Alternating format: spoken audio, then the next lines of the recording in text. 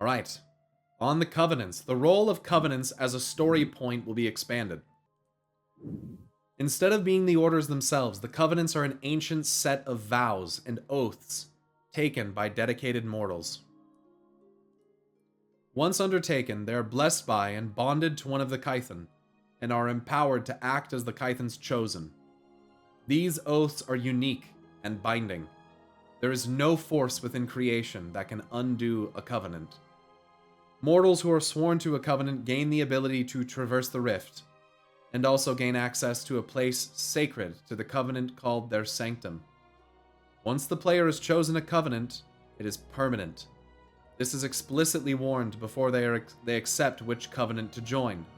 There are no covenant abilities, class or signature, and instead the player is given the ability to alter the appearance of certain class abilities to reflect their chosen covenant.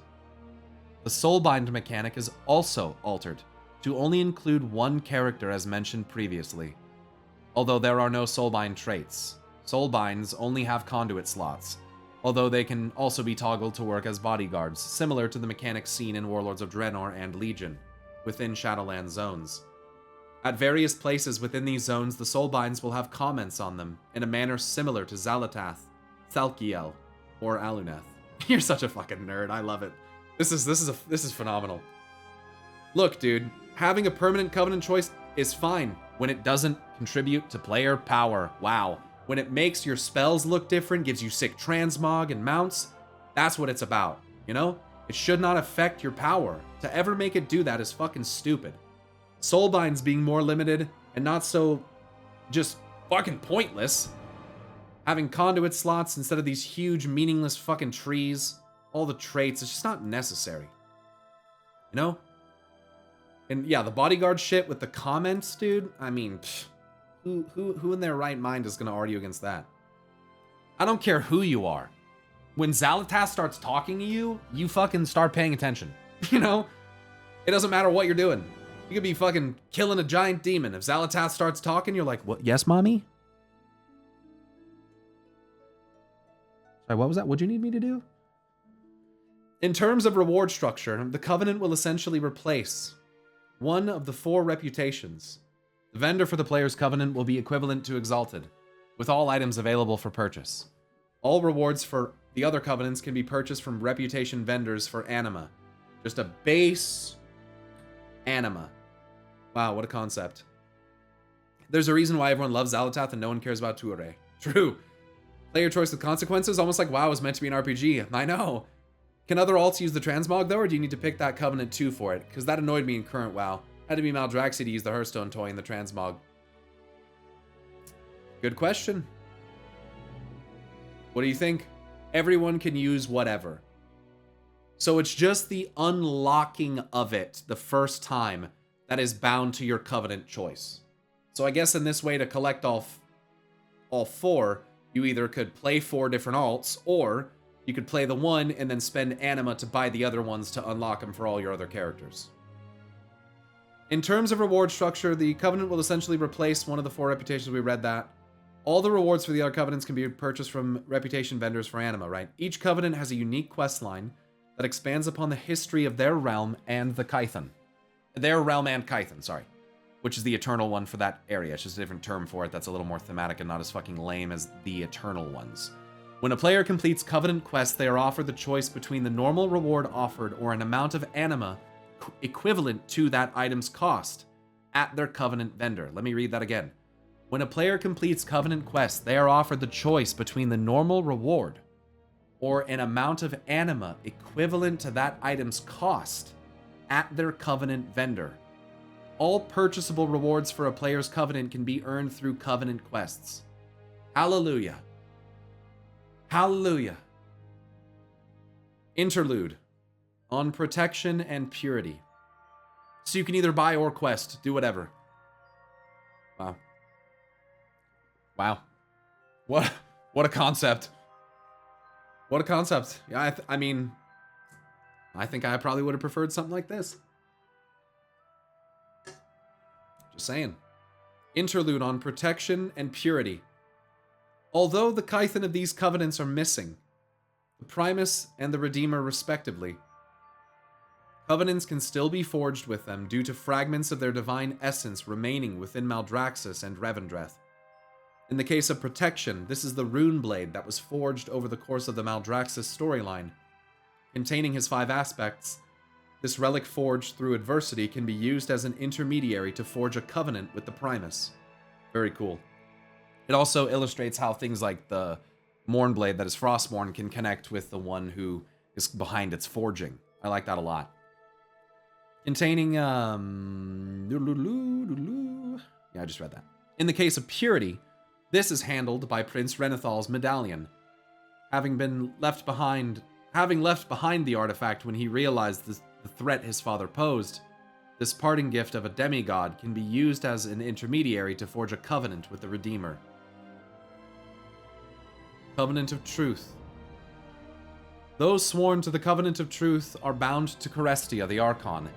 They are sworn to remain true both to themselves and others, and to always seek truth. Titled Seeker, these chosen are soul-bound to Clea, an ascended who is struggling with the weight of her duties. The sanctum for this covenant is the Spires of Ascension, the heavenly monastery atop Mountain Peak that awaits Kyrian, aspirants at Trial's End, big mountain monastery. The activity for Seekers is that also honestly reminds me of the what's that special order of like warriors that in Elder Scrolls. What are they called?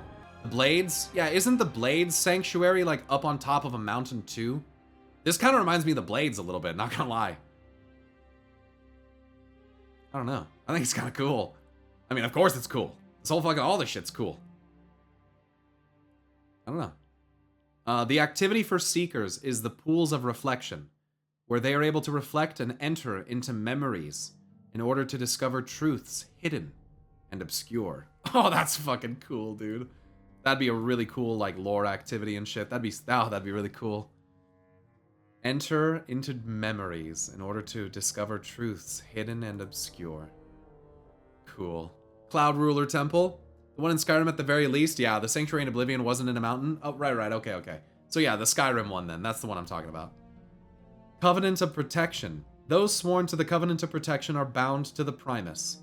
They are sworn to protect and serve the Shadowlands from threats both within and without. Titled Praetor, these chosen are soul-bound to Margrave Vash, the left eye of the Primus, who is discovering the burdens of leadership. The sanctum for this covenant is the Theater of Pain, which is where it should have been, the grand arena where the greatest warriors of the Maldraxxi meet in gladiatorial battle, under the Praetor's appraising gaze. The activity for Praetors is the Festival of War, where they oversee and participate in the gladiatorial arena to forge mightier champions. Very thematic, dude. Covenant of Renewal. Those sworn to the Covenant of Renewal are bound to the Winter Queen. They are sworn to serve the court and seek the renewal of life, both physical and spiritual. Titled Shepherd, these chosen are soul-bound to Erelon, a Sylvar who has grown frustrated with his role in life. The sanctum for this covenant is Tyrna Scythe, one of the oldest groves within Ardenweald that the shepherd is given stewardship of. The activity for shepherds is the Garden of Night, where they work to restore the beauty and life back to the grove of Tyrna Scythe. Restoration stuff is fun and everyone likes that kind of content. I'm just saying. When you get to actually like restore a fucking zone, especially if you do like weekly or like seasonal activities that eventually result in the actual restoration of a zone, players fucking love that shit. Let Final Fantasy speak for itself in that regard. Final Fantasy has that, where they do like restorations of old areas and zones, and they like put housing there for players. They put player housing. Yeah, Suramar, right. They're kind of starting to do that, right? With like with the Exodar and with Silvermoon to a degree, which is nice. But it's not. It doesn't seem like it's progressive. They're kind of narratively progressing it, which is nice. I like that they put quests in that are like talking about it already. It'd be interesting to see if, you know, how much that actually... Well, more than Silvermoon. Yeah, Isle of Quel'Danas. Yeah, true. More than just Silvermoon. You know, it's going to be interesting to see if they actually do it incrementally, or if they're just going to be like, bam, it's all redone. That's probably what they're going to do. But you're going to like the Venthyr title? Covenant of Purity. Those sworn to the Covenant of Purity are bound to the Redeemer. They are sworn to purge the wicked and guide the guilty on their path to redemption. Titled Purifier, these chosen are soul-bound to the Accuser, the harvester of pride who bears a dark and sordid past. Here's the problem. Purifier is already a title that you get from fighting, I think, Gahoon. I think that's where the Purifier comes from. Otherwise, yeah. So is Seeker. True. Yeah, if we're looking past that. And are these actually a player title that you get? Or is this more like a... just like the your station? Oh, Purifier. We just moved from the back to the front. Purifier X instead of X the Purifier. Okay, fair enough. Fair enough. What up, Sinful? Fair enough. Titled Purifier, these chosen are soulbound to the Accuser, the harvester of pride who bears a dark and sordid past. The sanctum for this covenant is the Sanguine Depths, once a prison lab of twisted experiments, and now home to the Purifier's congregation of the penitent. I like this a lot. The activity for Purifiers is the confessional chambers, where they hear the misdeeds of the sinful and decide how best to guide their path to redemption. That could be very fun, dude. Oh my god. The creative, like, opportunity that you have with some of these here are... It's pretty wide, dude. You could do so much stuff. The Discs of Fate. Okay, what the fuck is this? After swearing a covenant, players will be able to find Pelagos within the Oribos archives. He greets them warmly and tells them that he's studying the history of the Shadowlands under the guidance of Roel Tal. This is new. The Vision of the Arbiter. The table beside him contains several different scrolls and tomes, circled around an object at the center of the table. A set of multiple interlocking platinum discs. He explains that he discovered these discs while searching the archives. While looking about in one of the ancient sections, a hidden vault containing the discs opened to his presence. He believes this was due to the blessing he received in Maldraxxus. Okay. Since then, he's been trying to decipher the text on the discs, but to no avail. This script isn't like anything in any of the realms. The Fate Scribe arrives to check on Pelagos' progress and freezes in place when he sees the discs. The light within him shifts color from blue to a blend of black and white. He speaks as if in a trance and calls this relic the Discs of Fate. When Pelagos asks if he's alright, his light returns to normal and the trance is broken. He acts as if nothing has happened. Pelagos asks what he meant by calling them the Discs of Fate. And the Fate Scribe explains that these discs belong to the Primus, and that they were the gift of an old ally. Oh, man. Oh, man. Also, this whole freezing and just speaking what they are, that's a very, that's happened before. That's happened with, Lorewalker Cho, too, when he looked at the fucking, discs in the, at the engine of Nalak Shah. He just understood them. All of a sudden. Huh. The Fate Scribe does not know how he knows this information. He further explains their function, that they show things that were, are, and may yet be. When Pelagos asks about using the discs to find a way to stop the jailer, the Fate Scribe warns him that the visions of the discs are but possibilities, many of which do not come to pass. Even without any assurances as to his efforts, Pelagos still determines it is worth trying to use the discs to search for answers. It is through utilizing the Discs of Fate that Pelagos is able to view alternate possibilities where the player swore a different covenant. This feature allows players to complete the other covenant quests, although they are instead rewarded with the recolored versions of their own covenant rewards, or anima if chosen. Through the use of these discs, the player is able to complete all covenant storylines on a single character, and gain rewards for their own covenant while doing so. The Discs of Fate can also be used to rewatch any Shadowlands cutscenes. That's fucking so meta, dude. Oh my god, that's so meta. Storing the Shadowlands cutscene data in them? Oh my fucking god. That's so good. That might be one of my favorite parts of this whole thing. That's so fucking meta. That's so sick, dude. Oh, that's so cool. I like this. I like this. Yeah, that's all new. And this is the implication for the lore heads to look at it and go, holy shit. The Primus learned how to craft domination by working with whoever brought these platinum discs. And we know who that was. It's Norganon, obviously. And so you like subtly link it together there too. Dude, that's so fucking, oh my god. Oh my god. That's so sick. That would be so cool. We don't know this, chat, obviously. This is the rewrite. You know, this is the additional stuff. But to connect these things together, I mean, it's the two highest likeliness people on that list for who the fucking Primus learned this from. I feel like I have to consider Sargeras because I've seen him with domination runes on him. I have to consider it, though I don't think it's him. Then it's Norganon, number one for sure. And then it's Aman'Thul. But really, dude, it's Norganon. So the way that you wrote it here, I fuck with this a lot, dude. This would have been so cool.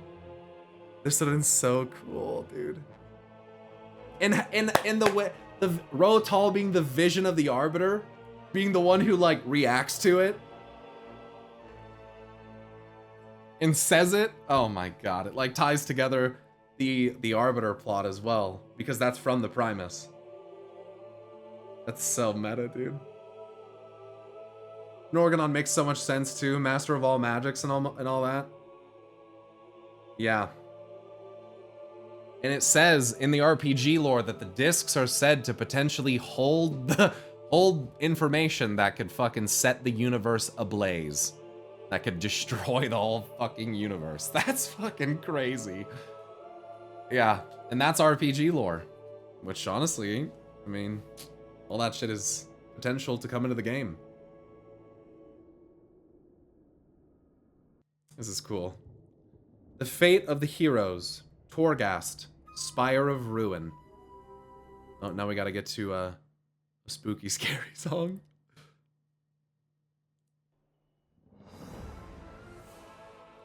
No, that's too epic. Here's a good one. Thus, the Discs of Fate. Then it lets you have all Covenant storylines and all. Yeah, no alts. Yeah, I think it's cool, dude. Yeah. And we talked about it before. We talked about it a while ago, and I remember you saying that, in a way, perhaps Norganon is kind of the god of fate. And through the discs, he's kind of, you know, orchestrating. He would be the fractal for kind of the Primus on the other side. The special power that's manipulating the others. And similarly, there's a goddess of life among their pantheon. Who is a problem starter.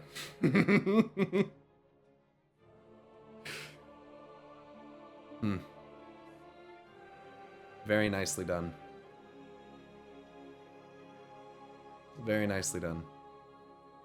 As stated in the Korthia section, we do not find the heroes in the introduction experience. It isn't he's talking about Thrall, Jaina, Anduin. It isn't until we reach the end of the Revendreth campaign that Venari contacts us on the device she gave us. She reveals that there is someone in Korthia that's looking for us and gives us a vague description of Tyrande. The player departs for Korthia and makes their way to the Grove. There, we meet Tyrande. Fuck me, now we're in Korthia. We're in the culling. Now we're in Korthia. Shadowlands. Hold on.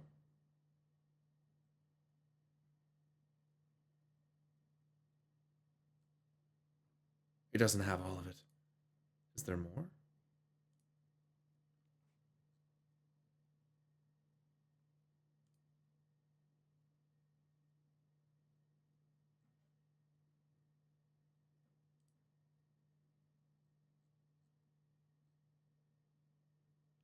What about the Black Prince? Where is he? I don't know if he's part of this at this point. This is Shadowlands. If you're talking about Rathian.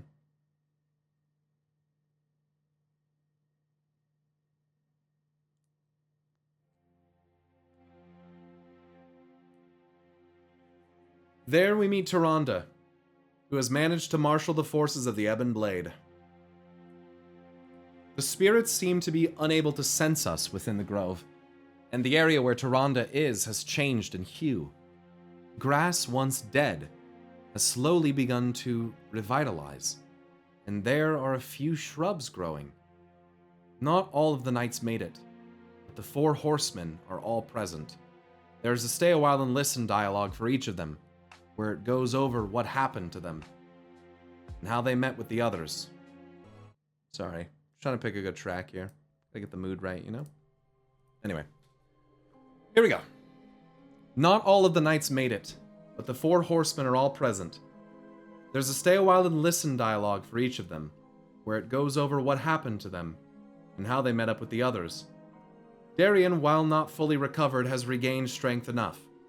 The knights and Tyrande have been hunting for Sylvanas, who has evaded their traps. Tyrande notes that the Banshee is able to walk within shadow. The one place that they managed to track her down consistently are the gates of the Great Tower in the center of Korthia, known as Torghast. There are 4 gates, one for each land that is connected. Darian also reveals that they discovered from the tortured souls that Torghast is where the jailer takes his victims to be broken. The player remarks that this is likely where the heroes have been taken, and Tyrande states that it must be their target. They make their way to the Gate of Salt, which is the least guarded of the gates currently, and the one that Sylvanas had recently been seen entering. Fits. Sylvanas and Salt. The knights work to secure the area while Tyrande and the player go inside. This is the narrative reason for why certain corridors are available at a time. It is the gate that the knights and Tyrande are besieging. I like that. That's a nice little narrative mix there. Torghast plays out, but instead of going in alone, it is the player and Tyrande. I like this. Having someone in there with you, I think, is nice. The player works to clear out the floors while Tyrande keeps their escape route open. The warning for the Terragru is not a text box, but Tyrande actually pushing it back, though it leaves her momentarily weakened and is the reason why she's unable to prevent its attack a second time in the instance. Progressing through the tower does not yield the appearance of the heroes, but instead gives us hints about what is going on. The 4 corridors, Salt, the Drowned Halls, Ash, the Charred Forge, Dust, the Shattered Caves, and Vacuum, the Hollowed Heights, each have played host to a hero. Through discovering these hints, we are slowly able to piece together what has happened here. Tyrande will have dialogue about each hero once we recover all of their related hints. It is revealed that through Devos, the jailer was able to obtain Neimos, mirrors which reflect memories, from Bastion. He uses these not to lift burdens, but to discover the true nature of his prisoners, and the chinks in the armor of their souls. The final fate of the heroes remains a mystery, although one leading to an increasingly dark conclusion. Jaina, the Drowned Halls. Although initially trapped within the Drowned Halls, Jaina was able to free herself from imprisonment, using her staff, the Storm Stave of Antonidas. Due to being imbued with the energy of the Thunder King, and thus by proxy the High Father, the Storm Stave of Antonidas is technically a divine artifact. While she herself is unable to cross the rift, The stave did allow her to open portals to areas within the drowned halls. She was able to evade capture and direct torment by Helia, the warden of these halls, but was constantly on the run. While attempting to elude the Sea Witch, Jaina attempted to work out with the trapped souls in these halls. To work with the trapped souls in these halls, not work out. She just gotta stop and pump some fucking iron, bro. Oh, fucking Terror Grew's coming, dog. Fuck, gotta get the gains, bro. Fucking, couple more reps here. Like, stop. She just stops to fucking work out with these tortured souls. Yes, that's what happened. All right. Jaina attempted to work with the trapped souls in these halls. Constantly, she found herself making alliances, only to be betrayed by the souls either leaving her behind or giving her up to the wardens in exchange for lesser torments. Though she was never truly captured after any of these, the sting of betrayal ran deep and opened old scars. No matter what words or promises she offered or was offered, it didn't matter. Every betrayal led to another attempt, and every attempt to another betrayal. She tried to understand. This is not... We want this to repeat. She tried to understand. She really did. They were suffering just like she was, but she was trying to help them. Couldn't they see that? Or was it that they didn't want to? Was it that they knew she was trying to help, but chose to take advantage? Of course it was. Just like always. Every time she opened and offered her heart, others crushed it.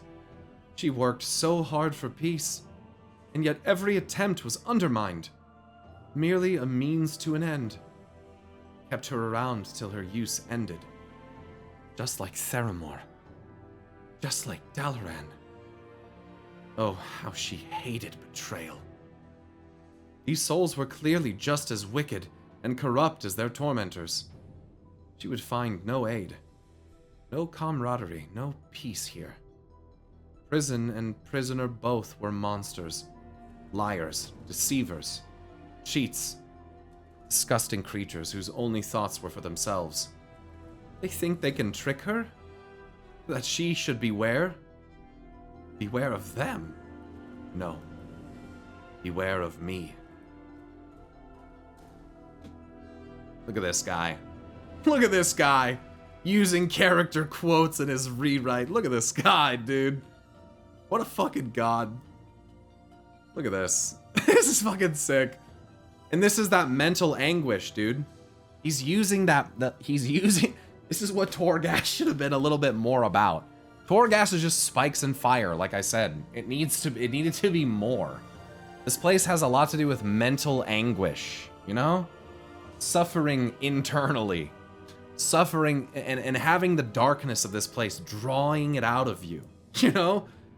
It's also a dark reflection of Terran Zoo's words. Uther threw my boy Arthas into the mall. What the fuck? He done nothing wrong. I don't know about that. But in this story, I don't think that happens. In this story, have you noticed that there hasn't been anything about Arthas? Have you noticed that? Arthas hasn't been brought up yet. This has been out. This has been empty. You notice that? Here we go. Thrall, the Charred Forge. Alas, poor Thrall, bound within the fiery depths of the Charred Forge. 'Twas above the casting basin he was placed. Forced to watch the souls below be burned and forged into instruments of ruin. He could not break free. He could not reach them. A new set was coming in, and he could see the crucible being dragged in from above. He had to help them. He knew what he had to do. His past guilt was overridden by a sense of duty, and he called. It was just like Orgrimmar. It was worse than Orgrimmar. He didn't know what was worse, the screams of the souls or the discordance of the elements. Everything blended together in that moment, and he saw the crucible begin to turn. In that moment, he knew the truth. The elements would not, could not answer him here. They were prisoners just as much as the souls were. Tools to ruin. He had to save them. It was his duty. It was his burden. He delved deep and found strength. With a primal cry, he strained against the chains binding him. They held but for a moment, before shattering. Atop the pillar, Thrall grasped at the chain holding the crucible and pulled. The crucible's descent began to waver, and the clinking of chains slowly began to still, held in place by mortal will. Oh, that's good. Oh yeah. Oh yeah. Tie her on in. Tie her on in here now. Tie her on in here now. Get that mortal willpower. Defying the nature of Torghast. I like that. I had a feeling that was going to happen as soon as I read that he broke the chains. I thought, wait a second. Wait a second. The nature of this place is just the same as domination. And it can be beaten with willpower. It's very interesting. Thrall in that instance knew his duty. As long as you don't let it break you. That's so cool. In this way, Torghast in itself becomes a living mechanism of torment that manifests torment from the people inside of it. And so if you let this reflection of your torment get to you, like domination, it will utilize your torment to take advantage of the exposed flaw in your soul, and then it can dominate you. Oh, dude, what the fuck? What the fuck? What the fuck? Oh, that's cool. Thrall in that instance knew his duty. For the sake of all within the forge, he could not fail. He would hold back earth and flame themselves if he must. The chains had dug into his skin, leaving marks and lesions. His muscles burned at the effort, and his bones felt as though they were cracking. He could feel the exhaustion, how tired he was becoming. But still, he held on. He would not fail. He thought he was finally able to have a family, to live in peace, to rest. The weight of the world was on his shoulders, time and time again. Was this how Notharian, he always felt? He was so tired. Bane, Shattered Caves. Much like in canon, the jailer appraises Bane and finds him weak. He casts him down into the Shattered Caves, a labyrinth of shadow and dust. Here, Bane is left to wander, alone in the darkness. It is here that he finds a lantern, his only source of light and guidance in this cursed place. It is truly a blessing from the Earth Mother, he determines as he takes a moment's respite. Instead of restful peace, he awakens to souls, attempting to take the lantern, to steal away this light. He tries to offer them aid, to share in its radiance. The souls do not accept. They do not share. They only take. I see you. I see what you're doing. The pain is great as he clutches the lantern tight. He endures because he must, just like in Orgrimmar. He can't give up. He won't give up. He can't give up. So he endures. It continues every night. Or day? Time loses any sense in the gloom of the caves. It doesn't matter. All he knows is that whenever he tries to rest, the souls return. Return to take the lantern. What is his? That which he offered and continues to share. That he needs to live. They do not care. They only take. Just like the centaurs. He needs the lantern to find his way out. He needs to get back to his friends, his family, those who he fears to lose, just like his father. It was an accident. He didn't mean to do it. There were just so many of them, and they were all trying to take the lantern. He had to keep it safe. He had to protect it. Without it, he would be lost. Why can't they see that? Why won't they see that? He tried to share with them. He tried to. They just kept hurting him. Just kept taking. He wouldn't let them. Couldn't let them. He was just so afraid. But he didn't mean. Flame flickers and shadows dance. Dust falls to dust as sobs echo in the dark. This is like...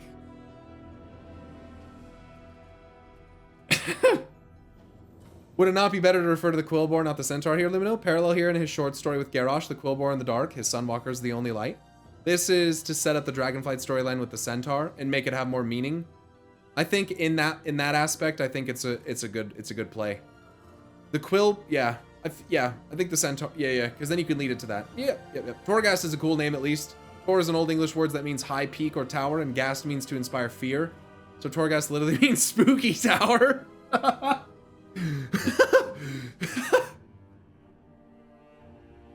Nice. Spooky tower. Here we go. Anduin. This one's gonna be good.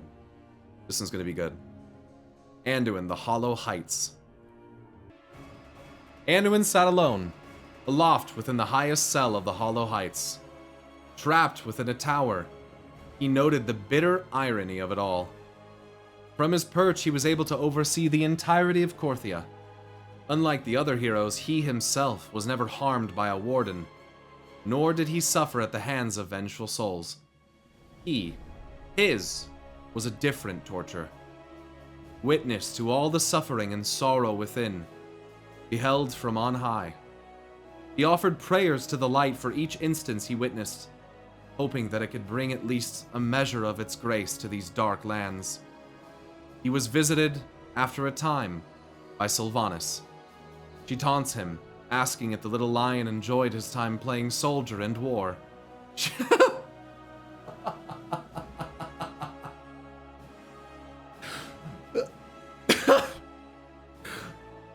Hold on, this song's a little too epic. It's good. It's a little too epic. He was visited after a time by Sylvanas. She taunts him, asking if the little lion enjoyed his time playing soldier and war. She congratulated him on his grand victory and complimented him on his master stroke of using Sourfang to best her, thereby keeping his hands clean. Anduin keeps vigil and prays to the light. Sylvanas chuckles and says she knows 3 souls he could offer prayers for and asks if he wants to see them. He doesn't respond. She then beckons 3 of the 9, who fly up to his cage. Each is holding a rune, which she places in a triangle around Anduin. The runes begin to glow red, blue, and green before projecting the torments of the other heroes. Sylvanas then leaves a helpless Anduin to watch the torment of his friends. Anduin wept at the sight of his friends and their suffering, of Jaina's scorned trust, Bane's trampled friendships, and Thrall's exhausting strength, while he alone remained on high, left to bear witness to it all. He couldn't keep up. There were too many instances of torment. He couldn't offer prayers for them all. Witness of every atrocity, yet unable to even spare a modicum of grace to most of them. Was this what it was like to be the light? That's such a good ending, dude. Are you fucking kidding me? You leave it with that? Was this what it was like to be the light? He couldn't keep up. There were too many instances of torment. He couldn't offer prayers for them all. Witness of every atrocity, yet unable to even spare a modicum of grace to most of them. Was this what it was like to be the light? And opening those questions, those doorways to personifying the cosmic forces a little bit more, right? And how they influence those. 36 fucking pages, chat. Holy shit, dude. Can we get some claps? Can we get some claps in the chat, dude? For Lumino. For like, what the fuck, dude? Like what the fuck? Like, yeah, there's details to iron out. There's little things here and there, right? You could fill in, and that there's more that I'm sure that he's interested in doing as we've discussed. But like holy fuck, dude. Like, what the fuck did we get? Like, what the fuck did we get? Not enough pictures? Send this straight to Metzen? I'm not sending it to anybody, but I'll leave it to Lumino to decide how and what he wants to do with this. Can I just ask, was Bane's ending to imply he destroyed the lantern? Or hurt destroyed souls to keep the lantern safe? It's a great question. This is crazy. This is crazy. Yeah, dude. Nice job.